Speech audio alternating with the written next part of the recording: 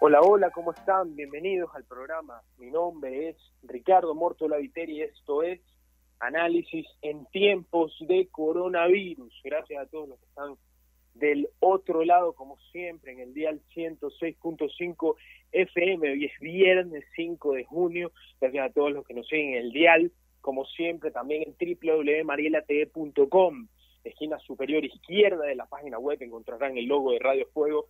Le ponen play y nos podrán escuchar desde cualquier parte del mundo con tal de tener internet en cualquier dispositivo, en cualquier lugar. También nos pueden encontrar en Facebook Live. Gracias a toda nuestra audiencia que nos sigue todos los días, a veces sin imagen, pero siempre con noticias y grandes entrevistas. Y cómo no va a ser hoy una gran entrevista, la de hoy con el doctor Carlos Pestarellas. Él es analista internacional. Vamos a tocar todos los temas, un poco de nacional, porque no hay que ignorar al Ecuador, pero vamos a tocar bastante lo que está pasando internacionalmente. Doctor, gracias por concedernos la entrevista. Bienvenido a nuestra casa, Radio Fuego. ¿Cómo está, Ricardo? Muy gentil por sus palabras. Siempre es un gusto conversar con usted. Así es. Bueno, ya que la audiencia no lo sabe, hemos comenzado con un retraso porque estuvimos como 20 minutos con el doctor viéndonos frente a frente porque no funcionaba el audio, pero estas cosas pasan. Ahorita con el distanciamiento social, con esto del coronavirus, pues tenemos que acostumbrarnos. Zoom no nos ayudó, bueno, pues tenemos la llamada normal todavía. Así que nada va a parar que no pase esta entrevista. Ya tuvimos ganas de conversar con el doctor desde la semana pasada, ahora ya llegó el momento. Doctor, gracias por estar aquí. Preguntarle primero que nada, antes de irnos a lo internacional, ¿cómo ve la situación del país? Lo entrevistamos hace un mes. Hace un mes pasaron muchísimas cosas, ahora han pasado otras. ¿Cómo ve la situación del país, doctor? Muy complicada, porque hace un mes solo del COVID, del coronavirus, es decir, esa pandemia que es a nivel mundial. Pero hoy en el Ecuador puede causarnos más daño todavía, que es la corrupción a todo nivel, y que es algo que está acabando. Yo le Ricardo, que en todo el país hay actos de corrupción, y si estos actos no son sancionados, caen evidentemente en la impunidad. Y lo peor que le puede pasar a un Estado es que haya impunidad. Entonces yo creo que en lugar de haber mejorado la situación, la última vez que conversamos, está empeorada, porque al coronavirus, se le ha sumado el virus de la corrupción. Así es, doctor Pestarellas. Me parece que tiene toda la razón. Yo creo que el coronavirus realmente, las cifras oficiales nunca fueron aliadas, que digamos. Las cifras oficiales siempre tienen su toque de faltarle a la verdad para ser bastante sensibles. Y claramente los actos de corrupción pues se han dado y han sido evidentes, ya que se han esparcido en todos los diarios importantes del país. Doctor, para terminar rápido con Ecuador, porque me gustaría tocar el tema de Estados Unidos, la corrupción, pero también las leyes que se han implementado desde esa vez que nosotros hablamos, todavía no se ponen en marcha.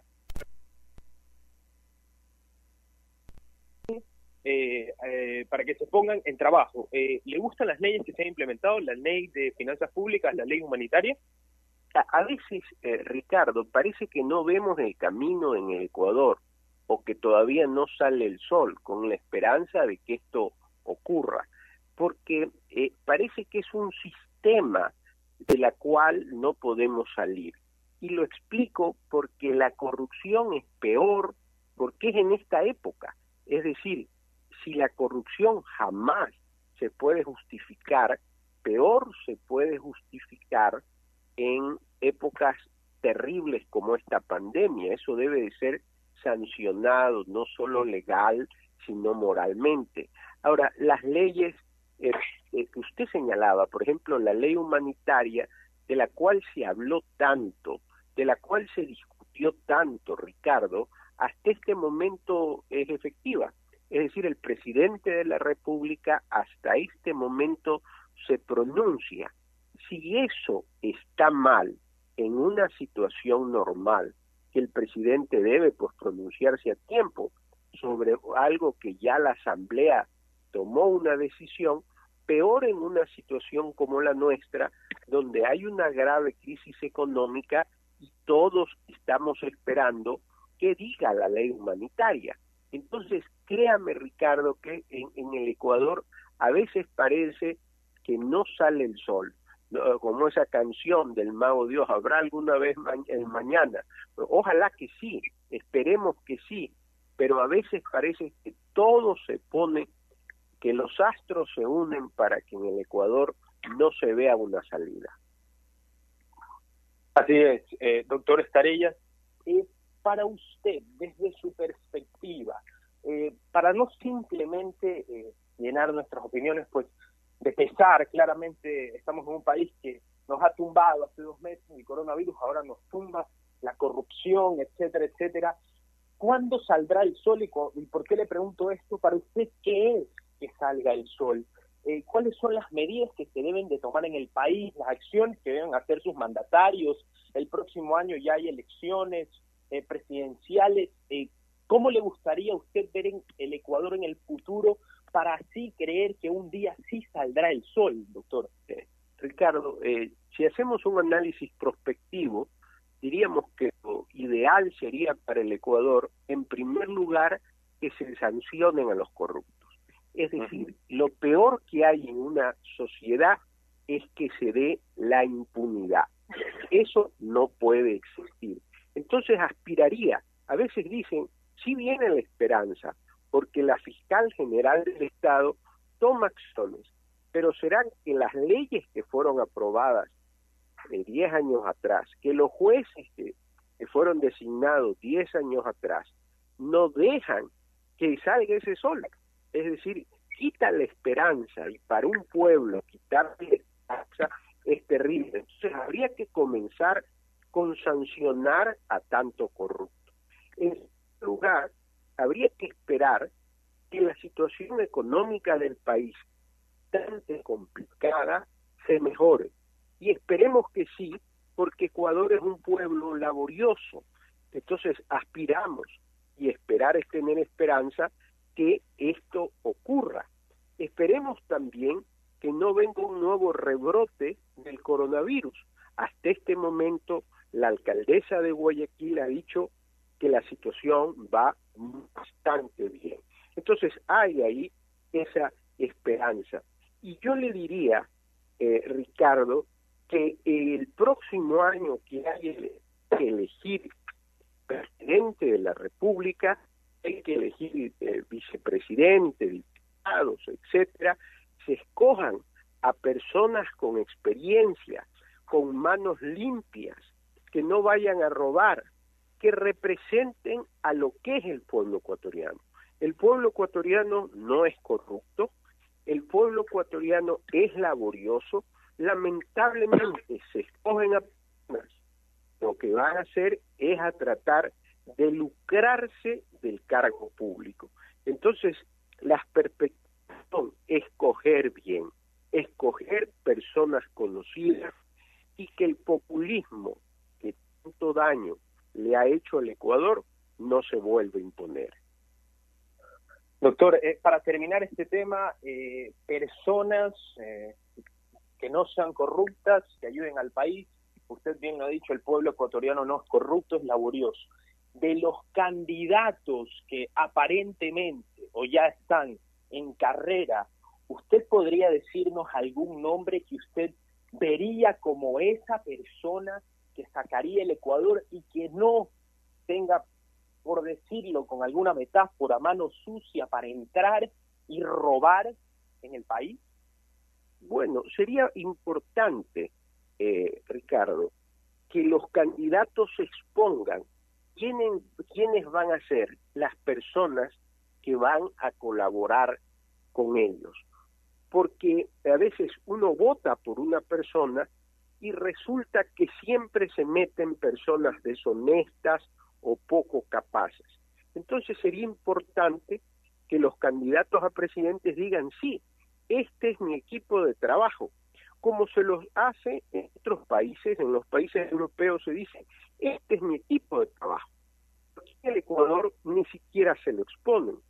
Ahora, hay precandidatos que yo considero unos valiosos. Ojalá que se confirmen, digamos, esas candidaturas, que la persona que vaya tenga la suficiente, porque va a coger un país que tiene graves problemas. El problema de la corrupción, el problema económico del país, Ricardo, que es muy serio. Entonces, tiene que ser una persona que conozca y que tenga experiencia. Ojalá que así sea. Ojalá que así sea, doctor Estarellas. Dejando de lado el tema de Ecuador, vamos al hemisferio norte, vamos a los Estados Unidos. Bueno, como usted sabrá, hace una semana el fallecimiento de George Floyd, un ciudadano afroamericano, a manos de un policía, dejó pues prácticamente consternado al país norteamericano. Prácticamente pues la gente ha salido a las calles, algunos a protestar pacíficamente, otras simplemente desde mi perspectiva y de la perspectiva de todos a crear vandalismo, muchísimas críticas al actual presidente Donald Trump, muchísimo movimiento político. Primero que nada, ¿cómo ve a los Estados Unidos? Yo saco un dato hoy que publica CNN, que no es nada más ni nada menos que un medio de comunicación parcializado hacia los demócratas estadounidenses. Sacan que ha habido un aumento de empleos, la tasa de desempleos ha disminuido, el día de hoy han sacado esta información, ha disminuido del 14,7% de abril, ha bajado un 13,3% en este mes de mayo, y descendiendo según pues, las personas que hacen estos estudios. ¿Cómo es la situación de los Estados Unidos? Ricardo, quisiera decir que la veo bien, pero la veo complicada por varios factores. En primer lugar, el problema, digamos, con los afro-norteamericanos, que usted lo señala, y la muerte injusta de este señor, abusiva por parte de la policía, terrible, es algo que se va heredando. Acuérdese usted que Estados Unidos tuvo la guerra civil entre el norte y el sur. Y el problema, uno de los problemas fundamentales era porque Abraham Lincoln quería liberar a los negros y el sur no lo quería hacer por una situación de índole económico. Entonces esto generó pues una serie de situaciones muy graves, incluso la muerte de Lincoln. Después en Estados Unidos, en la época del presidente Kennedy, hubo también enfrentamientos porque en el bus no podían los negros sino sentarse atrás, y después porque los negros quisieron ingresar a estudiar a la universidad. Kennedy da unas nuevas leyes sobre derechos humanos y en realidad quien las ejecuta es el presidente Johnson. Es decir, estos problemas han habido, pero se creía superado, más aún porque Estados Unidos logró tener un presidente de raza negra, que es el señor Obama. Pero no ha estado totalmente superado, y eso es lamentable, es de esperar que se lo supere. Y más que nada, Ricardo, porque se une un discurso bastante violento del presidente Trump. El presidente Trump debe ser un conciliador, debe ser un estadista, pero lamentablemente su discurso es muy violento, y puede ser que solo quede en el discurso, además, que no lo sea en la práctica, pero unas palabras que vayan o que salgan del presidente de los Estados Unidos, pues puede generar un gran efecto. Entonces yo iría en el sentido de que module su discurso, que eso es fundamental. En Estados Unidos han existido estadistas como el propio Lincoln, digamos, como Roosevelt, como Kennedy, como Eisenhower, como Wilson, que creó la Liga de las Naciones. Es decir, modular el discurso. Yo creo que el presidente Trump debe modular porque ante esta protesta, obviamente justa por la muerte de una persona, no importando el color que tenga, por la muerte de una persona, se debe de protestar. Obviamente, como dice usted, se han unido personas que quieren... Así es, doctor Estarellas. de terror. Sí, continúe, por favor, doctor. Sí, entonces, estas personas se han involucrado en la protesta y eso es lo que lleva a que Estados Unidos tenga estos problemas tan grandes en Nueva York, en Washington y en otras ciudades. Entonces, ojalá el presidente debe de ser una persona que tenga prudencia y que lleve a la calma, y ojalá que el presidente Trump tenga esa prudencia y esa calma para poder unir a la población en los Estados Unidos. Doctor Estarellas, ¿usted simpatiza o se parcializa más a demócratas o a republicanos?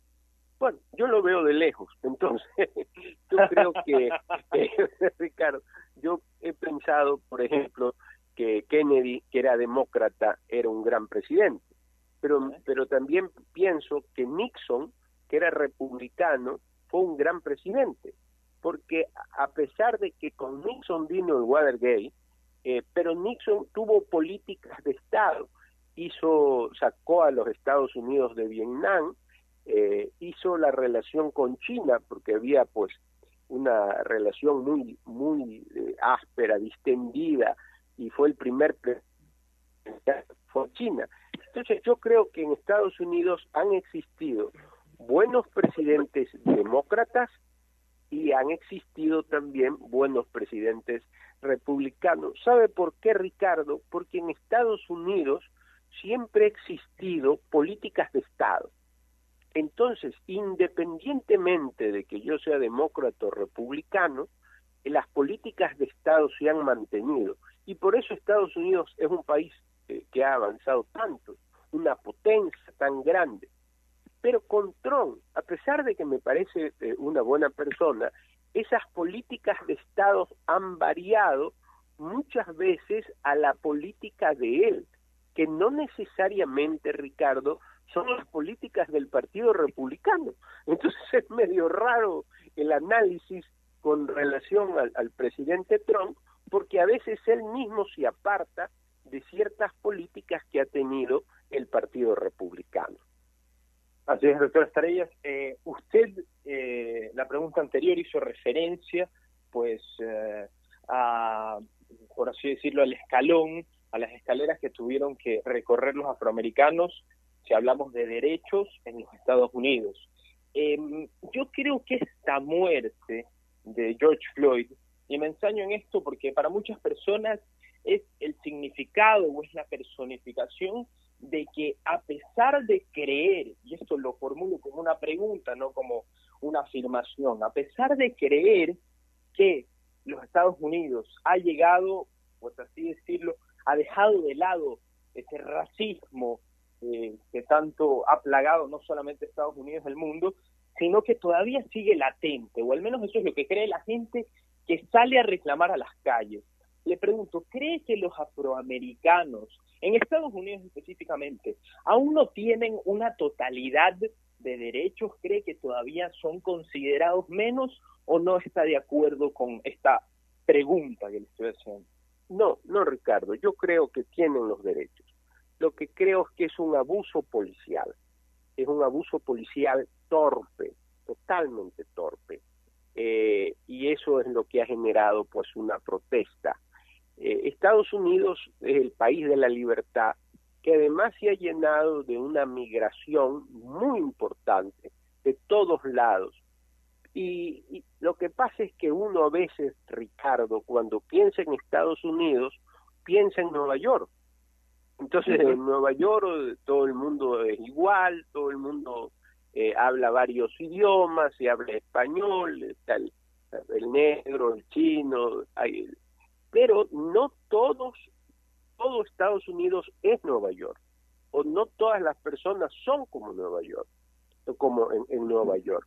Hay lugares en Estados Unidos donde las personas tienen ciertos En primer lugar, no tienen los mismos estudios que pensamos que existen en los Estados Unidos, y obviamente al no tener esos estudios tienen una serie de complejos con las personas que no son de otro color o son latinoamericanos, etcétera. Ese básicamente es el problema, pero los derechos los hay. Sí, doctor, y por eso le pregunto a usted, porque efectivamente es un abuso policial, y para los que no sepan o seguramente saben, no es la primera vez que pasa. Pero yo me pongo a pensar, estamos en una situación, desde la perspectiva de muchos, es que un blanco mató a un negro y que esto es cuestión de racismo. Para otras personas, simplemente es negligencia policial. El policía tiene que pagar, de hecho, le subieron de crimen de tercer a segundo grado. No solamente él, sino los policías que estaban rodeando esta escena también han sido incriminados. Pero esto lo que ha conllevado es que la gente, creyendo luchar por un mensaje, ha salido a las calles a una anarquía, a querer quemar carros, entrar a casas. Hoy hay una noticia que la voy a leer en la sección de noticias, que un ecuatoriano que vive en los Estados Unidos perdió el negocio de toda su vida porque vándalos entraron a su tienda y arrasaron con todo. Entonces, yo lo que me pregunto, ¿usted cree que esta es la manera de dar un mensaje? Lo mismo pasó en México. Giovanni López, 30 años, era un albañil. El 4 de mayo lo arrestaron policías mexicanos. Esto pasó en Jalisco, en Guadalajara. Se lo llevaron y un día después la familia no sabía absolutamente de nada de lo que había pasado con este chico y le dijeron, se lo están llevando al Hospital Civil de Guadalajara en un estado muy grave. Falleció el chico. Y han habido muchísimas protestas, pero yo vi imágenes, doctor, no solamente de las protestas de Estados Unidos, sino protestas en México, de policías que quieren parar, que quieren, detener el caos en las calles, que es su trabajo al fin y al cabo. Policías que le han prendido fuego en México, y no me queda ninguna duda, no me cabe ninguna duda que lo mismo podría pasar en Estados Unidos. ¿No le parece, doctor, que ya hemos pasado de la raya? Que realmente esto ha pasado de la muerte injusta y terrible de George Floyd a que la gente no sepa manejar qué es lo que verdaderamente es un reclamo pacífico en las calles, que es derecho. ¿No le parece, doctor? Totalmente de acuerdo con usted, Ricardo. Aquí yo podría hacer varios análisis. En primer lugar, la protesta debe ser pacífica. Pero Martin Luther King lo decía, toda protesta debe ser que sea malito para que se pueda. Yo creo que aquí hay dos cosas. Uno, gente interesada en crear el caos, que siempre la hay, Ricardo, en todos lados, para hacer actos de terrorismo, y que obviamente se aprovechan de esa justa protesta para crear caos. Son anarquistas, son gente que quiere crear terror. Y por otro lado, Ricardo, yo diría que también aprovecharon de este asesinato, digamos, que es un punto de inflexión, de que mucha gente quería reaccionar contra el presidente Trump por diferentes circunstancias, y es lo que yo conversaba en el análisis con usted. El presidente Trump en el discurso es a veces muy duro, y digo en el discurso porque muchas de las cosas que él dice no las llega a realizar, pero su discurso es duro, y hacer el discurso del jefe del Estado genera de una u otra forma una reacción. Entonces, para muchos ha sido un punto de inflexión para reclamar.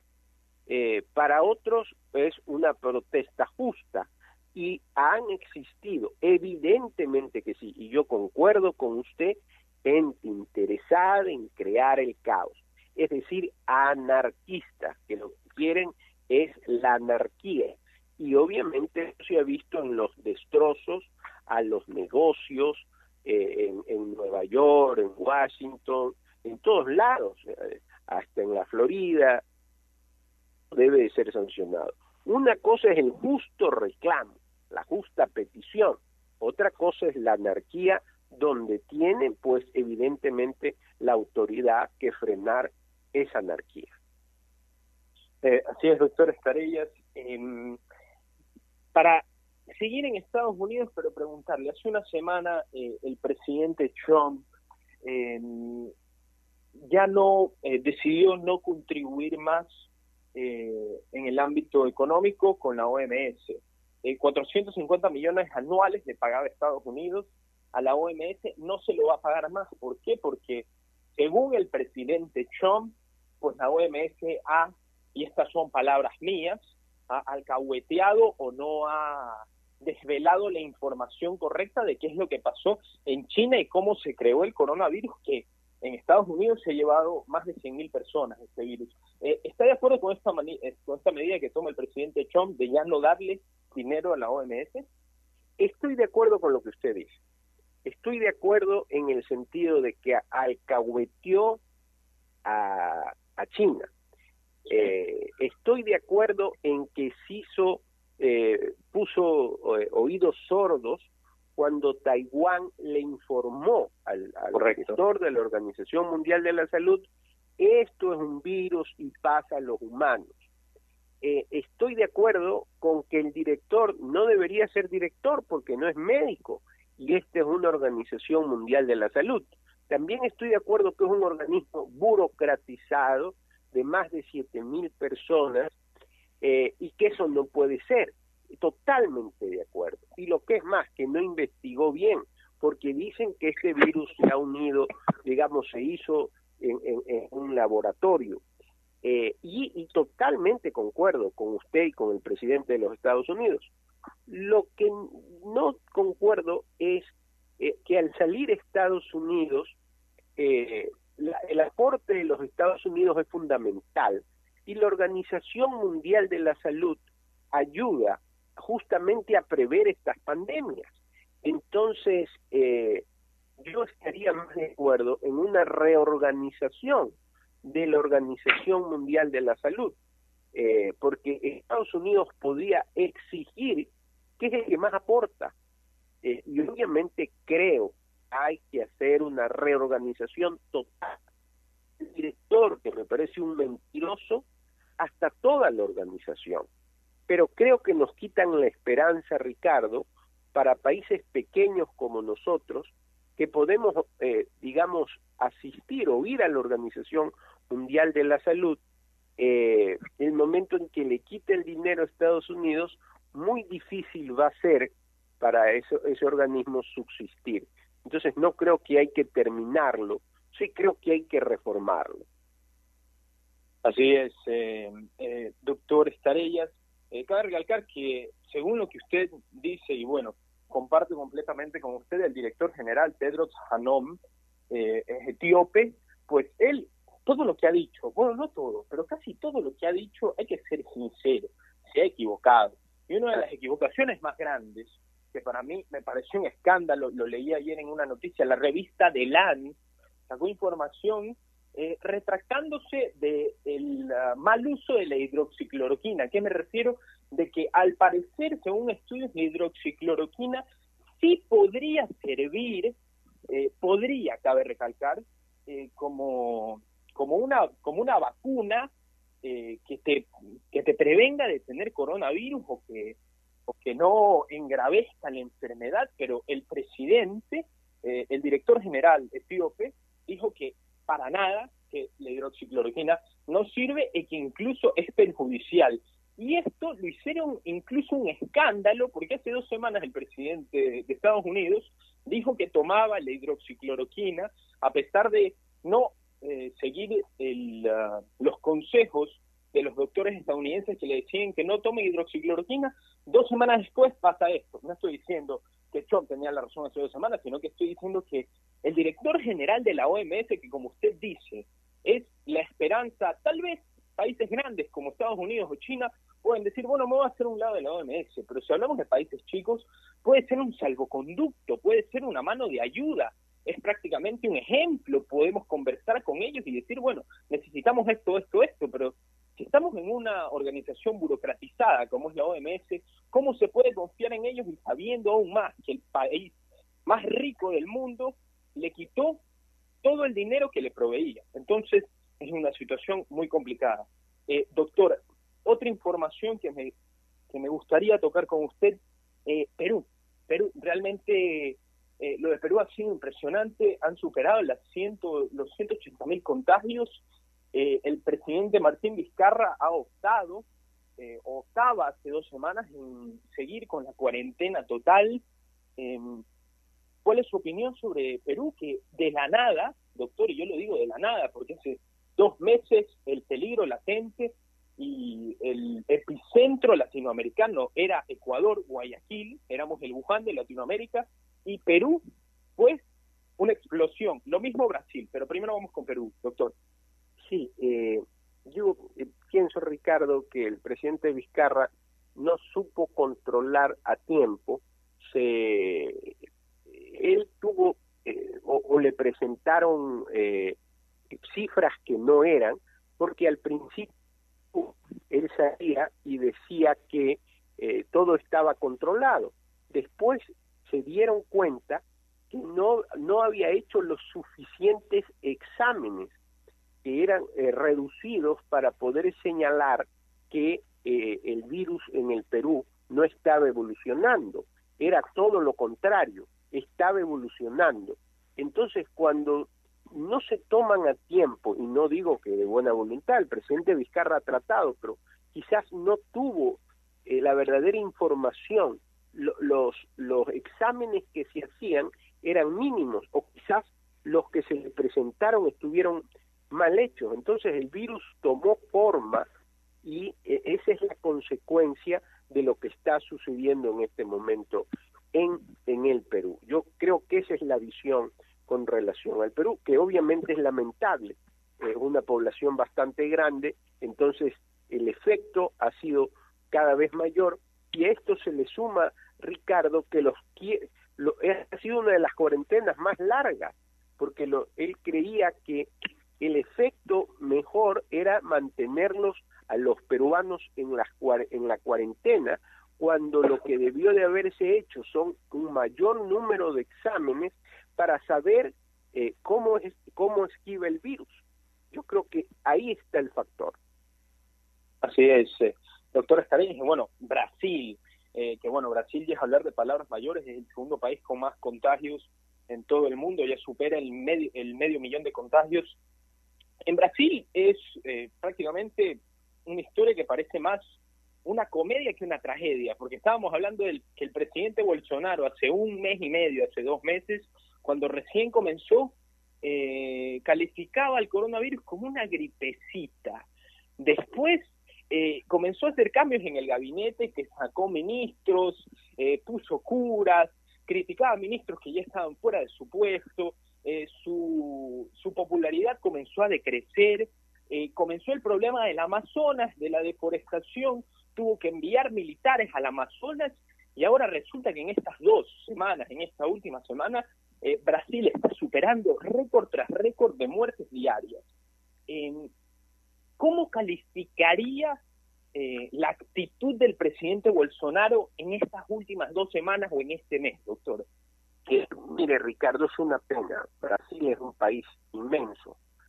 Y después de salir de una corrupción enorme de la izquierda, encabezada por Lula, la señora Rousseff, de una corrupción terrible, el péndulo se fue al otro lado, con la esperanza de que eso iba a cambiar la situación en un país que se autoabastece por lo grande que es. Pero este señor, el señor Bolsonaro, no tiene capacidad para gobernar. Eso es, Ricardo, gobernar es un arte. Entonces, todas esas declaraciones que él dice son desatinadas. Es decir, esto es una simple gripe, no se pone ni siquiera la mascarilla, y disponía, ordenaba y se peleaba con los gobernadores, indicando que las personas deberían salir, que no deberían tomar ningún tipo de situación, que esto es algo que no va a hacer daño. El resultado es terrible y es la gran cantidad de muertes que hay en el Brasil. Entonces, por eso le decía que es una pena que después de haber pasado por una etapa de corrupción entre Lula y Dilma, hayan caído en Bolsonaro, que no es la persona preparada y que ha dado cada declaración de él, una tras otra, es un desatino. Pero estos desatinos son peor, porque es la gran cantidad de muertes que hay en el Brasil. El populismo, Ricardo, puede ser de izquierda o de derecha. Es decir, que pasaron de un populismo de izquierda corrupto a un populismo de derecha adecuado. Sí, doctor Estarellas. Ha sido una charla maravillosa. Antes de agradecerle por haber estado aquí en Radio Fuego 106.5 una vez más, y esperemos que no sea la última, doctor. Muy amable. Me gustaría preguntarle de Anonymous. Bueno, es un tema bastante controversial. El grupo de hackers que reapareció para divulgar información que estaba privada a los medios públicos o a la gente, a la sociedad en general. Han hablado pues de posibles conexiones entre Jeffrey Epstein, que era un señor, un multimillonario que manejaba una red de menores, pues ha creado muchísima desestabilidad, por así decirlo, no solamente en Estados Unidos. Se ha divulgado información sobre la muerte de Lady Di, pues muchos actores expuestos. ¿Qué le parece la reaparición de Anonymous después de 4 años, 5 años? Porque lo último que sumimos fue Pizzagate, que fue antes de las elecciones en Estados Unidos. ¿Cómo ve la reaparición? ¿Y usted cree que sea, pues, esta manera de publicar información privada sea la manera correcta de reclamo? ¿Y usted cree que estas publicaciones podrían desestabilizar el actual gobierno estadounidense? Bueno, yo no creo que esta sea la manera correcta, Ricardo. Y habría que constatar si lo que dice Anonymous es verdad.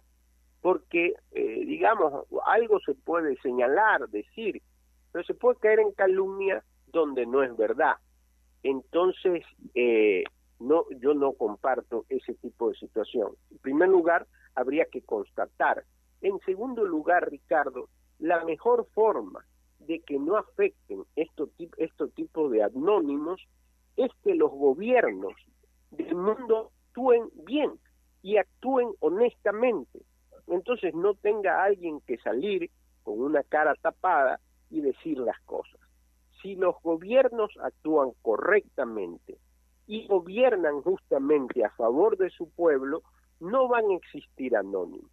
Obviamente, si no lo hacen, van a poder tener este tipo de situaciones que, como le digo, siempre hay que constatar. Así es, doctor. Bueno, también es complicado saberlo de Anonymous, ya que como es un grupo de hackers, no hay ninguna fuente oficial.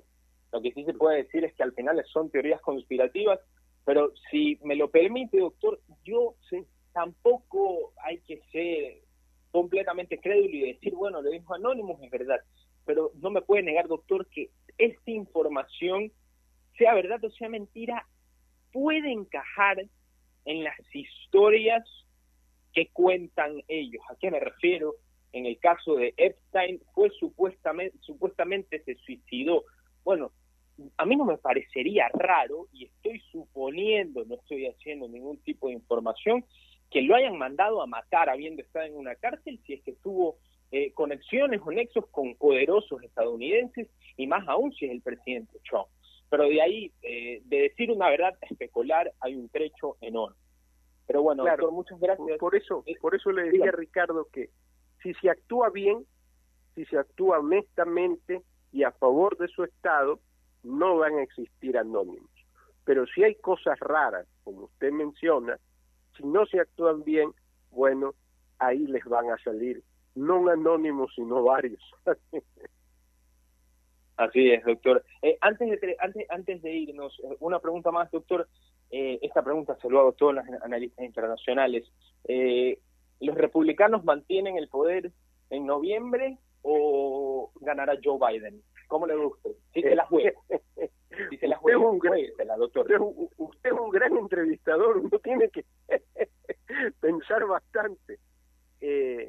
Yo creo, ¿sí? Ricardo, que el péndulo siempre es bueno. El péndulo siempre es bueno. Y creo que va a ser esta vez para los demócratas. ¿Por qué?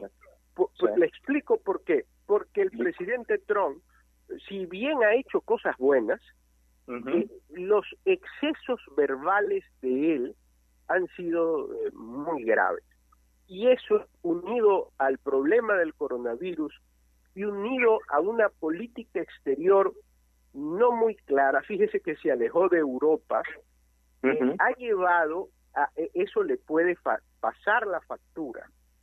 Pero por otro lado, Ricardo, en política nunca todo está dicho. Yo le diría, Ricardo, que en este momento el actual presidente de los Estados Unidos, si las elecciones fueran hoy, perdería. Pero que en política todo puede variar y si algo cambia, si hay un cambio, bien podría ganar. No le podría contestar en ese sentido. Le diría, si hoy son las elecciones, hoy pierde la elección. Pero si algo pasa de aquí a noviembre, positivo para el presidente. Muchísimas gracias, doctor, por haber estado aquí. Ha sido un placer. Cuídense mucho y nos reencontraremos pronto en otra entrevista. Muy gentil, muy amable. Gracias por la entrevista.